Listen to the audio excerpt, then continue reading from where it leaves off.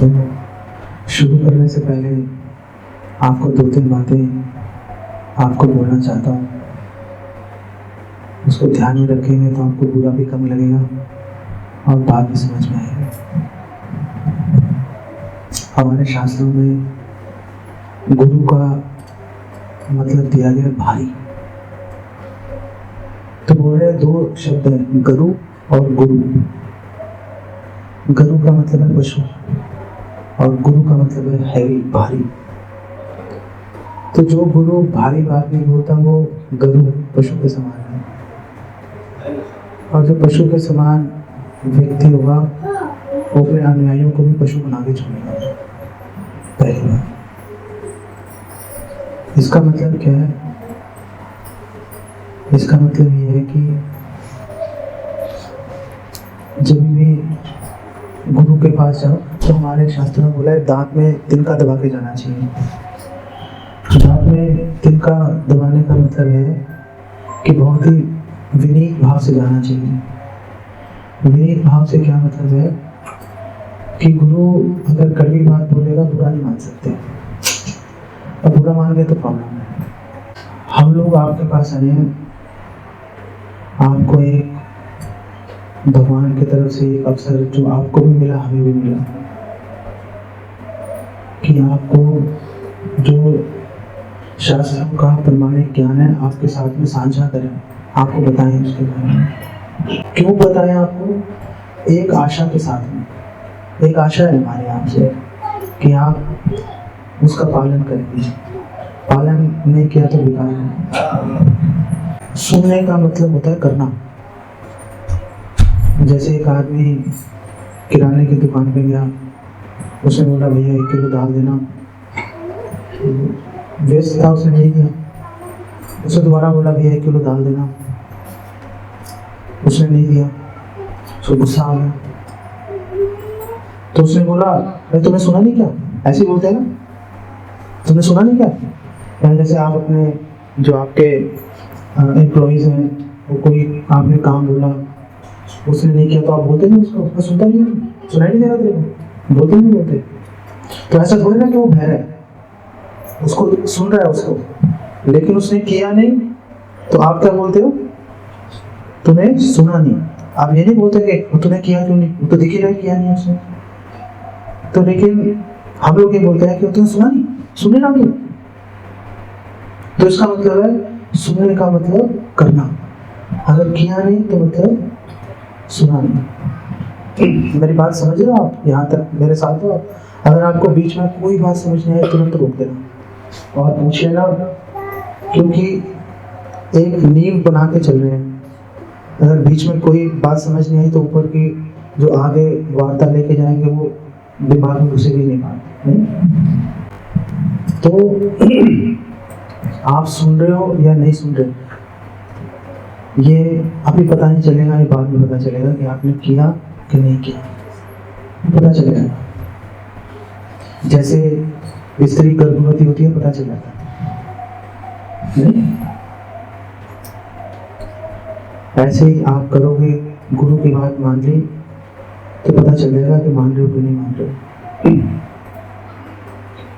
तो पहली बात मैंने बोली कि कड़वी बात सुनने के लिए तैयार रहना चाहिए, बुरा नहीं मानना चाहिए। और गुरु का कुछ अपना स्वार्थ तो होता नहीं है, वो तो आपका फायदे के लिए बोल रहा है। आप नहीं करोगे वो क्या करेगा? कुछ ऐसे तो मैंने आपकी प्रॉपर्टी पे नाम लिखा लिया, लिख दीजिए मेरे नाम पे। तीसरी बात ये है कि जब भी आप कोई कथा को सुनो तो ये सोच के सुनो कि मेरे लिए बोल रहे हैं, ये सारे मुझ पे लागू है। ये नहीं सोचना चाहिए वो फलाने के साथ हो गया, वो उसके साथ ऐसा हुआ था फलाने टाइम में। अपने बारे में सोचो कि आपको ये क्यों बोली जा रही है, क्योंकि आप इससे शिक्षा लेके अपने जीवन में उतारोगे। ठीक है, अब मुद्दे की बात पे आते हैं। मुद्दे की बात यह है कि आप सबने ध्रुव महाराज का नाम सुना है? ध्रुव महाराज कितने लोगों ने सुना है? आपने नहीं सुना ध्रुव महाराज का? तो माता जी आप पीछे, आपने सुना? पीछे आपने ध्रुव महाराज का नाम नहीं सुना आपने? कैसे नहीं सुना आपने? भगवान राम का नाम सुना? कौन है? चलो भगवान राम का नाम सुना।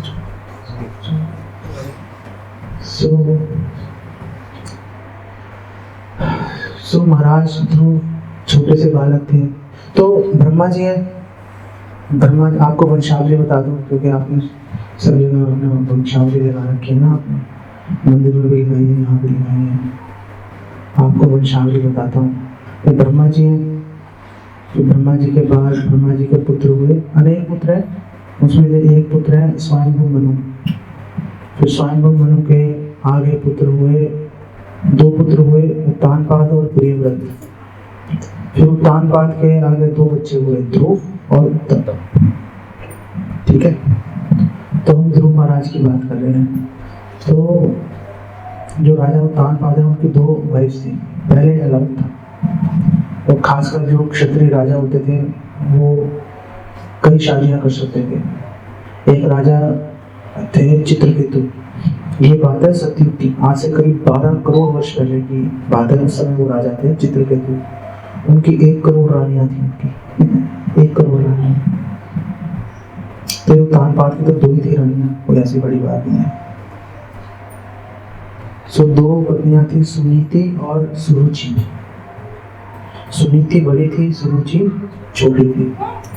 तो स्वाभाविक रूप से जो पति है उसका लगाव किससे होगा? बड़ी से होगा या छोटी से होगा? गलत हो रहा। अगर बड़ी से लगाव होता तो वो शादी का करता नहीं। स्वाभाविक रूप से जो नई वस्तु है, नया खिलौना है, उससे ज्यादा लगाव होता है बच्चे को। तो उसका लगाव था अपनी छोटी रानी सुरुचि के साथ में। सुनीति से एक बच्चा था ध्रुव और सुरुचि से बच्चा था उत्तम। तो आप सब अपने आप को उत्तम, आप सब अपने आप को ध्रुव समझना कि आप सब ध्रुव और बहुत बड़ी पर्सनैलिटी है ध्रुव। आपको वो छोटा मोटा व्यक्ति नहीं बनाया मैंने आपको। तो छोटे छोटे बालक थे, इतना जियांश है इसका नाम। तो इतने छोटे छोटे बालक थे, ध्रुव और उत्तम खेल रहे थे। राजा उत्तानपाद ऐसे सिंहासन पर बैठे हुए थे और उधर सुरुचि बैठी हुई थी एक कोने में। तो ध्रुव भाग के अपने पिता की गोदी में चढ़ने का उसने प्रयास किया। और बच्चा है, बच्चा बाप की गोदी में चढ़ेगा, क्या प्रॉब्लम है? लेकिन सुरुचि ने, क्योंकि उसकी सौतेली माँ उसने कहा नहीं तुम नहीं चढ़ सकते, अगर तुमने चढ़ना है तो पहले तुम्हें मरना पड़ेगा। छोटे से बच्चे से बोल रही है, क्या पॉइंट है बोलने का? तो उसने कहा अगर तुमने अपने पिता की गोदी में चढ़ना है तो पहले मर जाओ, फिर मेरे गर्भ से जन्म लेना, फिर चढ़ो, फिर चढ़ने का हक मिलेगा। और ध्रुव ने अपने पिता की ओर देखा, पिता ने बोला नहीं कुछ, क्योंकि वो छोटी रानी से आसक्त था, कुछ बोला ही नहीं। तो ध्रुव को गुस्सा आ गया, तो ध्रुव भाग के अपनी माँ के पास गया। माँ को पता चल चुका था ऐसी घटना हुई है। तो ध्रुव ने कहा कि कौन करेगा मेरी सहायता, कौन करेगा मेरी सहायता? मुझे अपने पिता तो क्या, अपने दादा तो क्या, परदादा से भी बड़ा राज्य चाहिए, तो जो मन में आएगा करूंगा। बच्चा था, गुस्से में आ गया। तो सुनीति ने बोला कि देखो सहायता करने वाले तो एक ही हैं, भगवान विष्णु या भगवान कृष्ण, एक ही हैं, सहायता तो वही करेंगे। तो ध्रुव महाराज ने पूछा कहाँ मिलेंगे? तो वन में मिलेंगे, जंगल में। तो ध्रुव महाराज ने बोला अब नहीं रुक सकता, जंगल में जाऊंगा और भगवान विष्णु को प्राप्त करूंगा। वो जंगल चला गया। उस जंगल में जा रहा था, रास्ते में नारद मुनि मिल गए। नारद मुनि ने बोला कहाँ जा रहे हो तुम, इतने छोटे से बच्चे? तो ध्रुव महाराज ने बोला मैं भगवान विष्णु को ढूंढने जा रहा हूँ। तो नारद जी ने उनको शुद्ध भक्ति की शिक्षा दी, बताया कि भगवान को कैसे प्राप्त किया जा सकता है। ध्रुव महाराज गए और वन के अंदर प्रवेश कर रहे, नारद जी की दया से किसी जानवर ने ध्रुव महाराज को कोई नुकसान नहीं पहुंचाया। तो उन्होंने वहां पे तपस्या शुरू की, भगवान के नामों का जप शुरू किया, हरे कृष्णा कृष्णा कृष्णा हरे हरे, हरे राम राम राम हरे हरे, जप करना शुरू कर दिया। खाना पीना धीरे धीरे छोड़ दिया, पत्ते खा रहे थे, फिर पत्ते खाने छोड़ दिए, हवा के ऊपर जी रहे थे, फिर हवा सांस लेना छोड़ दिया। जब आप जो सांस हम अंदर खींचते हैं बाहर निकालते हैं, तो आप जब अपनी सांस अंदर खींचने वाली जो सांस है उसको बाहर निकलने वाली सांस के साथ में मिला दोगे तो धीरे धीरे सांस रुक जाती है। ध्रुव महाराज ने धीरे धीरे अपनी सांस रोकी। उनके सांस रुकते ही पूरा संसार का जितने भी जीव है उनको सांस लेना मुश्किल हो गया। देवी देवता भी परेशान हो गए, सांस नहीं ली जा रही, गला घुट रहा है। और ध्रुव महाराज ने अपने हृदय में भगवान के दर्शन करना शुरू कर दिए, तो हृदय में भगवान दिखाई देना शुरू हो गए। उधर सारे देवी देवता भाग के भगवान के पास गए। उन्होंने बोला, हे भगवान रक्षा करो, सांस नहीं आ रही, सांस नहीं आ रही, क्या हो गया, कुछ समझ नहीं आ रहा। तो भगवान ने बोला, मुझे पता है सांस क्यों रुकी हुई है, आप चिंता मत करो, मैं भी जाके समस्या का हल कर देता हूँ। तो भगवान विष्णु गए वहां पर जहाँ पे ध्रुव महाराज तपस्या कर रहे थे।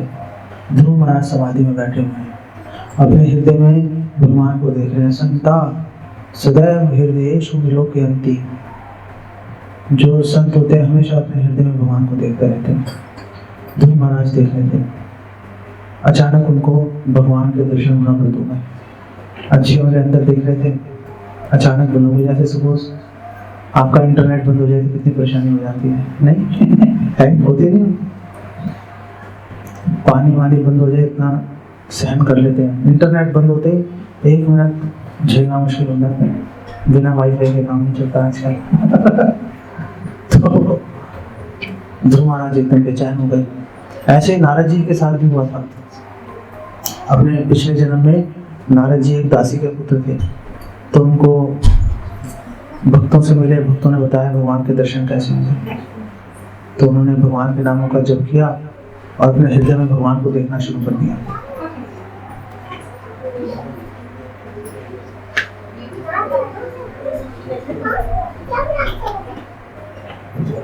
आप सब थोड़ा आगे आ जाओ, तो पीछे बैठने की जगह बन जाएगी।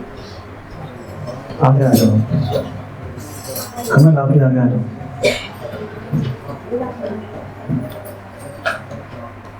आगे आपने ऊपर बैठना है, आप आराम से ऊपर बैठ जाओ।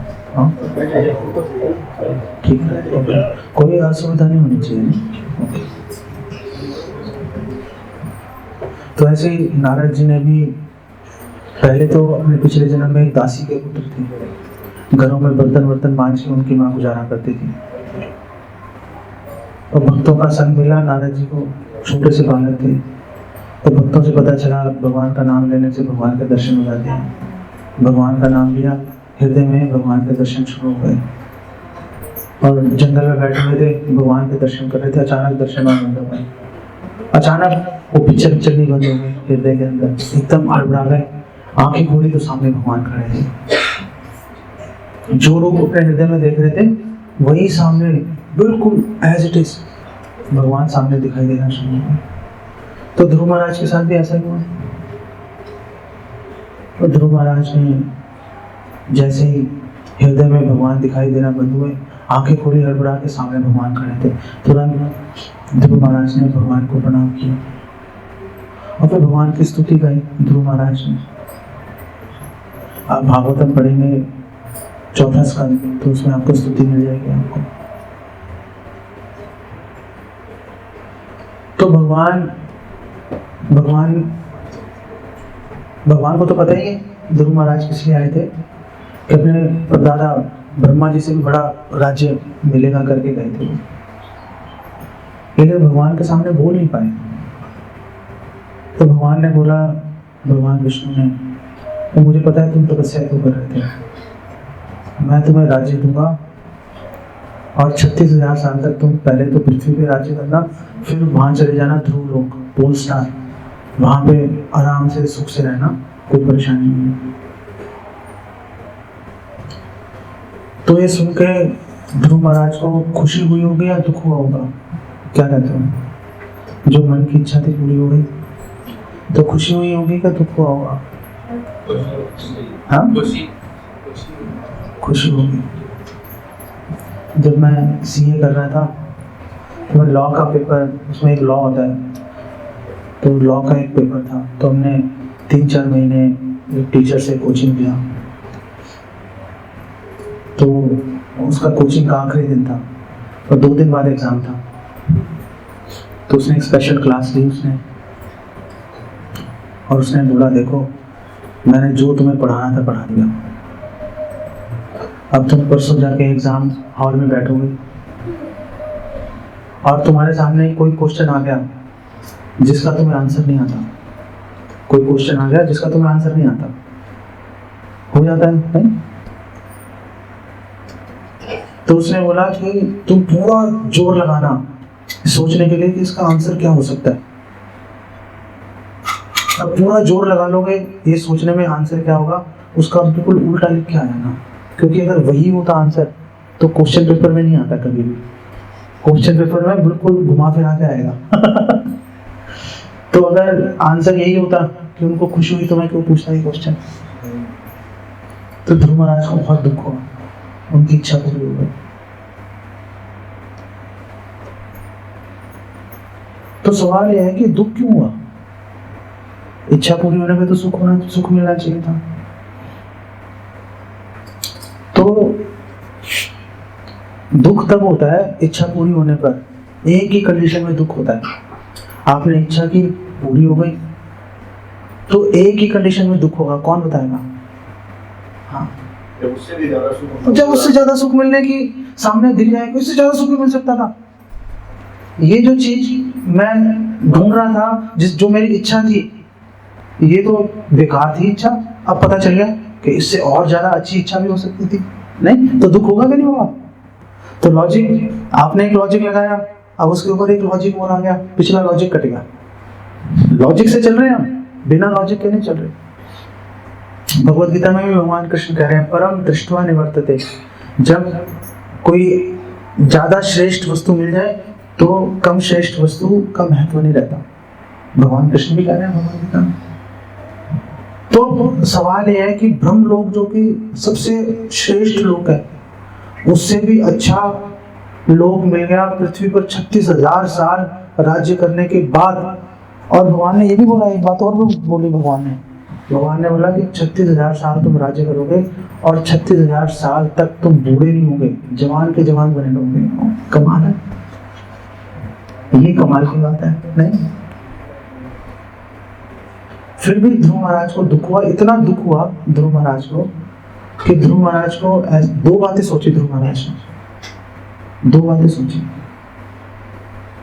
पहली बात ध्रुव महाराज ने सोची कि मुझे तो ऐसा लग रहा है कि मैंने घास के तिनके चुन लिए। घास के तिनके की क्या ही कीमत है? ध्रुव लोग घास का तिनका लग रहा है, ध्रुव लोग घास का तिनका लग रहा है। 36,000 साल राज्य करना घास का तिनका लग रहा है।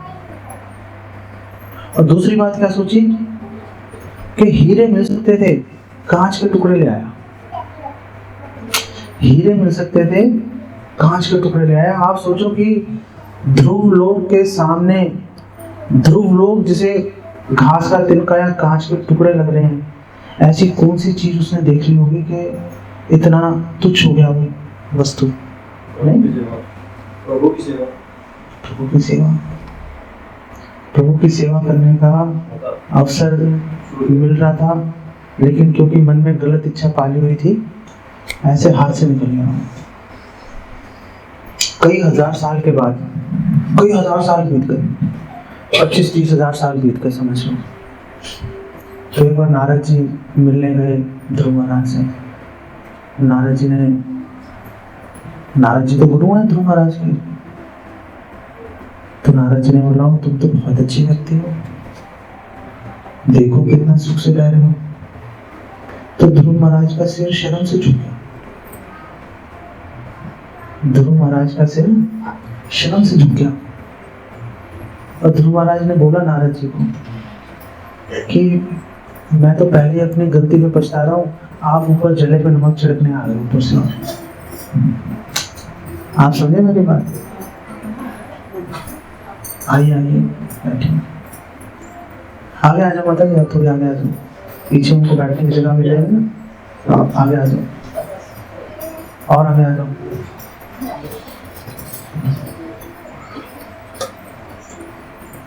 आप सब लेट आए हो, आपको पेनल्टी लगनी चाहिए। शिष्टाचार ये है कि गुरु के आने से पहले पहुंच के स्वागत करना चाहिए, लेकिन क्या बोलेंगे। ध्रुव महाराज का सिर शर्म से झुक गया कि मतलब क्या बोलूं कि मैंने क्या खो दिया। तो नारद जी ने बोला, अरे भगवान ने तुम पे बहुत कृपा की।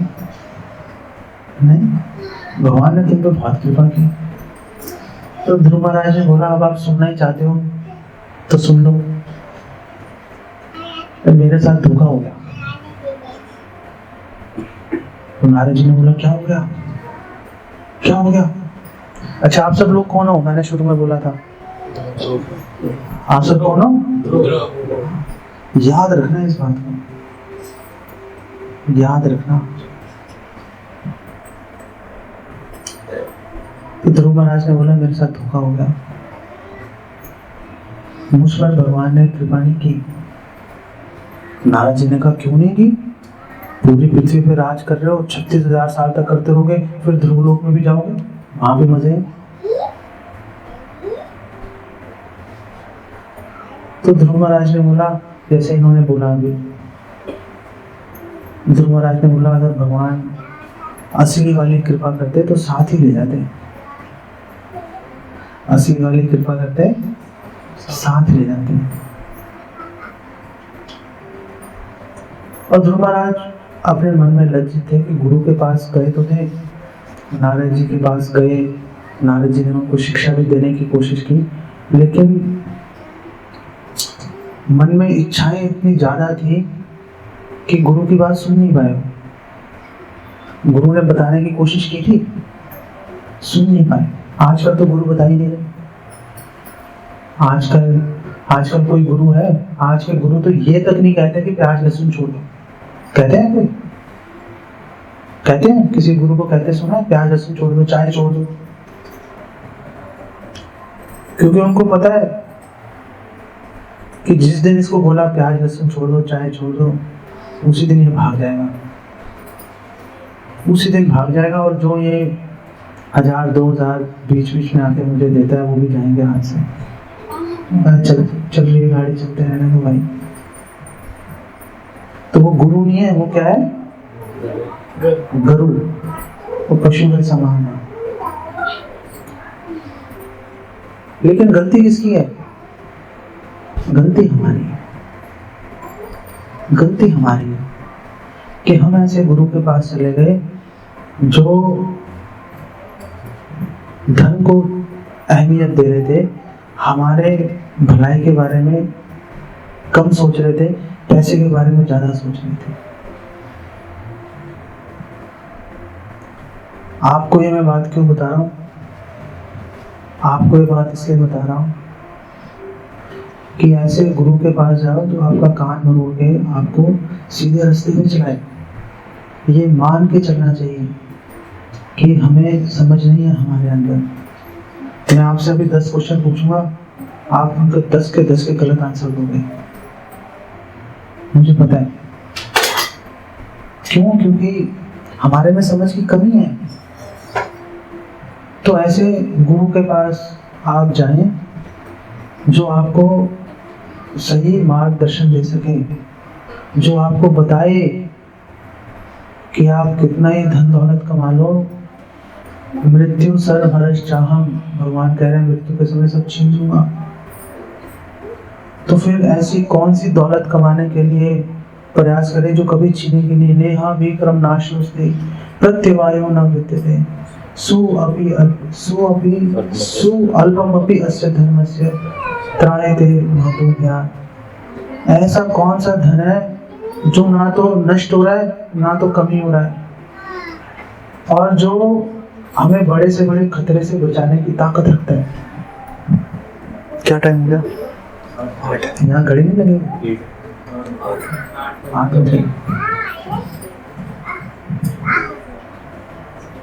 ये जो हमें ये बात बताए कि स्वर्ग लोक जाना भी बेकार है।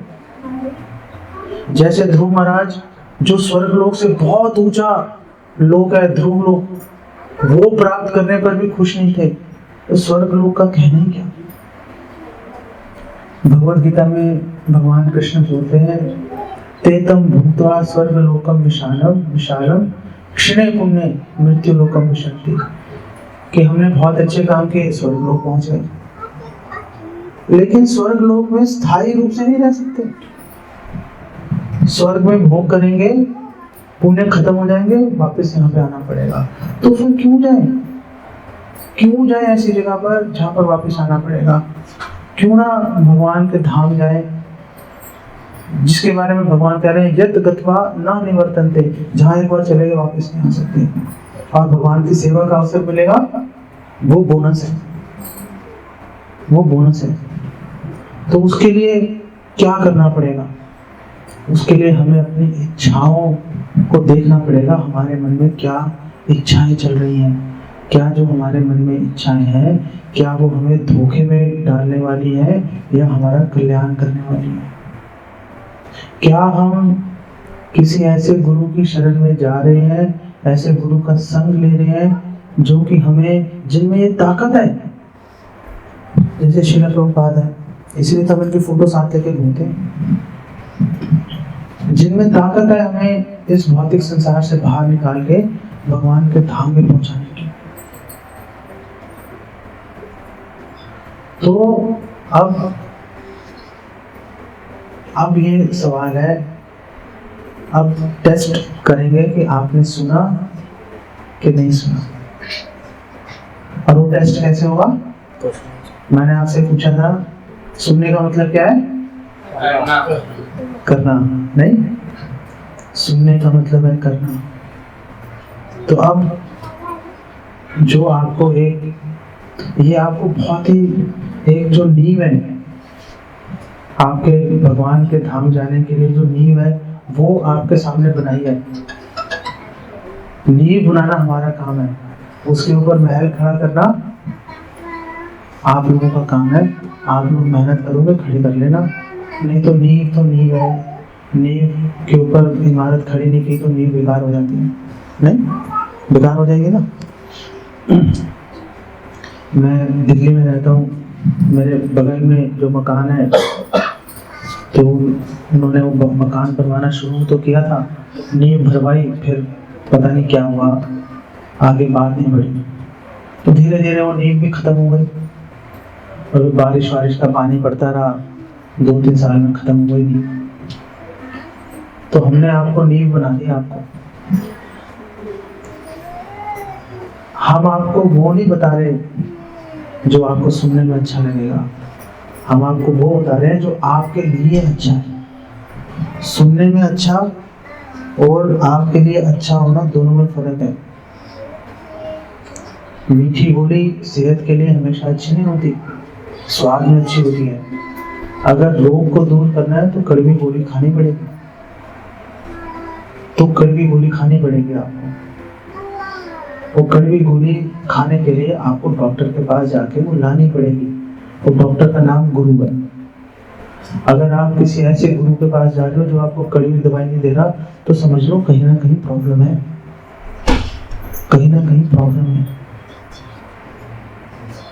एक प्रमाणिक गुरु के पास जाओ जो आपको भगवान के धाम लेके जाए, जो आपका असली घर है। भगवान के धाम जाओगे, हमेशा सुख से रहोगे। भौतिक जगत में चाहे आप इंद्र बन जाओ, फिर भी प्रॉब्लम है। स्वर्ग लोक में इंद्र सुखी नहीं रहता। कभी हिरण्याक्ष आ गया, इंद्र को भागना पड़ता है। हिरण्याकशिपु आ गया, इंद्र को भागना पड़ता है। बड़े बड़े राक्षस आते हैं जिसके सामने इंद्र भाग के भगवान के पास जाता है, हे भगवान रक्षा करो, हे भगवान रक्षा करो। तो ऐसी जगह पे क्यों नहीं जहाँ पे डर सताए, जहाँ से निकलने का भय हो। भगवान के धाम जाना है, उसके लिए आपको कीमत देनी पड़ेगी आपको। और वो कीमत क्या है? गुरु के पास जाओ, प्रमाणिक गुरु के पास, और उनकी कड़वी बात सुनो, उनके अनुसार अपने जीवन को चलाओ, तो बात नहीं। यहाँ पे इसको विराम देते हैं। 8:30 हो गए, 8 के 3। अच्छा, तो आप लोग कुछ क्वेश्चन पूछना चाहते हो तो आप पूछो। आप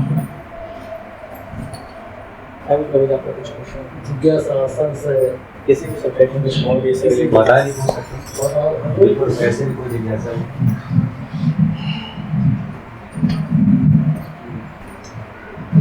तो हमारी आपसे ये निवेदन है कि आपने अपने घर में भगवान स्थापित किए। बहुत ही दुर्लभ बात है भगवान के विग्रह स्थापित होना, लेकिन आप किसी धनी व्यक्ति से भिक्षा में गेहूं के दाने नहीं मांगते, हीरे जवाहरात मांगोगे तो बात बनेगी नहीं। ऐसे ही भगवान से आप धन दौलत संपत्ति सुख मत मांगिए, भगवान से भगवान की सेवा मांगिए। भगवान की सेवा मांगोगे तो भगवान को सेवा देने के लिए आपको अपने पास रखना पड़ेगा, है कि नहीं? हम भगवान को ये नहीं कह रहे हम आपके साथ रहना चाहते हैं, हम क्यों करें? हम तो भगवान को ये बोल रहे हैं कि हमने आपकी सेवा करनी है। अब ये बात सबको पता है, सेवा करवानी है तो साथ रखना पड़ेगा, नहीं तो सेवा कैसे होगी? नहीं तो सेवा कैसे होगी? तो आप लोग भगवान से सेवा मांगिए। और भगवान से सेवा कैसे मांगते हैं? भगवान के नामों का जप करके हरे कृष्णा कृष्ण कृष्ण हरे हरे, हरे राम राम राम हरे हरे। भगवान के नामों का जप करके प्याज लहसुन चाय सब छोड़ दीजिए, सब छोड़ दीजिए। आप बोलोगे बहुत मुश्किल है, तो उसके एवज में जो मिल रहा है वो कौन सा कम है? वो कौन सा कम है? भक्तों का संग कीजिए जो आपको निस्वार्थ भाव से आपको मार्गदर्शन दे, आपकी हेल्प करे, जो आपके पैसे के बारे में नहीं सोचे, आपके आध्यात्मिक कल्याण के बारे में सोचे। जो भी खाए भगवान को भोग लगाकर खाए, जो भी खाए। तो भगवान को चाय प्याज लहसुन पसंद नहीं है भगवान को। आप देखो जैसे भी सावन चल रहा है तो बहुत से लोग 1 महीने के लिए प्याज लहसुन छोड़ते हैं। नहीं, क्यों छोड़ते हैं? क्यों छोड़ते हैं? क्योंकि खराब है। अगर खराब है तो 1 महीने के लिए कोई छोड़े, हमेशा के लिए छोड़ो उसको, हमेशा के लिए छोड़ो, अपने आप बात बनेगी। ओके, आप में से किसी का कोई प्रश्न है? आप लोग कोई पूछना चाहते हो? आपको बुरा तो नहीं लगा मेरी बातों का? एक क्वेश्चन है, अभी बैठे लोग उनके साथ ही बात चल रही थी, विवेक जी के साथ। विवेक जी के साथ बात चल रही थी। ये सामने राममानस चल रही है। हाँ। वाले में वो मानस तो गा रहे हैं, उनको ये नहीं पता कि मानस का अर्थ क्या है। हाँ। ये तो सही बात है। तो क्या हम अगर जैसे मैं आपका मृत्यु मंत्र गाता हूँ, मेरे अर्थ नहीं पता, लेकिन जाप तो कर रहा हूँ, अब जाप कर रहा हूँ तो उसका असर क्या है? जैसे मानस वो लोग कर रहे हैं, कुछ तो असर उनको कभी जाता होगा, बिल्कुल नहीं होगा। तो अगर हम मंत्र का जाप कर रहे हैं, मतलब नहीं पता, या रामचरितमानस का पाठ कर रहे हैं, मतलब नहीं पता, तो क्या उसका लाभ मिलेगा कि नहीं मिलेगा? बात ध्रुव महाराज वाली आ गई, लाभ मिलेगा, लेकिन आपको ध्रुव लोग चाहिए कि वैकुंठ चाहिए। आप बिना मतलब जाने, बिना गंभीरता से अपने जीवन में उतारे बिना, देखो अगर किसी के घर में घुसना है उसका विश्वास लेना पड़ेगा, नहीं तो अपने घर में कौन घुसने देता है? तो वैकुंठ भगवान का घर है ना, तो भगवान का विश्वास लेना पड़ेगा ना, तभी तो अपने घर में घुसने देंगे, नहीं तो बोलेंगे बाहर रहो भाई, हमने कुत्ते छोड़ रखे हैं यहाँ पर, अंदर नहीं आने देंगे तुम्हें। तो अगर हम बिना सोचे समझे करेंगे लाभ मिलेगा, लेकिन इस संसार के लाभ मिल जाएंगे। जो परम पुरुषार्थ है, जो सर्वोत्तम सर्वश्रेष्ठ लाभ है कि भगवान के साथ ही रह रहे हैं, भगवान का रोज सुबह शाम भगवान के 24 घंटे दर्शन कर रहे हैं, भगवान की सेवा करने का मौका मिल रहा है। आप सोचो भगवान के पैर दबा रहे होंगे, मतलब क्या ही होगा भगवान के पैर दबाना। लक्ष्मी देवी थक रही भगवान के पैर दबाते दबाते। आपने कोई फोटो देखी है जहाँ पे लक्ष्मी देवी भगवान के पैर ना दबा रही हो? 24 घंटे पैर दबा रही हो। तो अगर बिना सोचे समझे करेंगे तो वो लाभ नहीं मिलेगा, भौतिक संसार के धन संपत्ति वो मिल जाएगा, लेकिन कुछ समझदार आदमी होगा वो सोचेगा धोखा हो रहा है मेरे साथ में, तो लाभ मिला भी लेकिन साथ में धोखा भी होगा। ठीक है ना, दोनों बातें साथ चलती हैं। ये ध्रुव महाराज का पूरा प्रसंग ही ये बता रहे, पूरा प्रसंग ही इस बात को बता रहे नहीं। भागवत हम लोग सबको बोलते पढ़ना चाहिए, तो आज के करंट परिवेश में तो तुरंत ही बात बोलता हूँ। जैसे अभी कई लोगों ने केरला स्टोरी वगैरह, इसमें यह चीज हमको कैसे काम में आएगी और अभी अपने बच्चों को हम कैसे समझाएं कि हमको पढ़ना ही चाहिए। भागवतम कैसे क्यों पढ़नी चाहिए? हमारी दादी ने तो बचपन में दे दिया हमको, तीसरी चौथी से तो हम लोग पढ़ते आ गए, तो कई सारी चीजें समझ गए। जैसे अभी जो नए बच्चे हैं उनको आप दीजिए भी तो उनको कैसे क्या हम ऐसा समझाते हैं कि उसको इंटरेस्ट आ जाए। या कोई जैसे अपने हैं मानस तो चल रहा है, लेकिन उस मानस को हमारे जितने भी आपस के लोग हैं वो ये ना सोचे कि ठीक है बस हो रहा है, एटलीस्ट उसकी कदर करें, उसको इज्जत से। इतना बढ़िया क्वेश्चन है आपका, बहुत ही बढ़िया क्वेश्चन है आपका।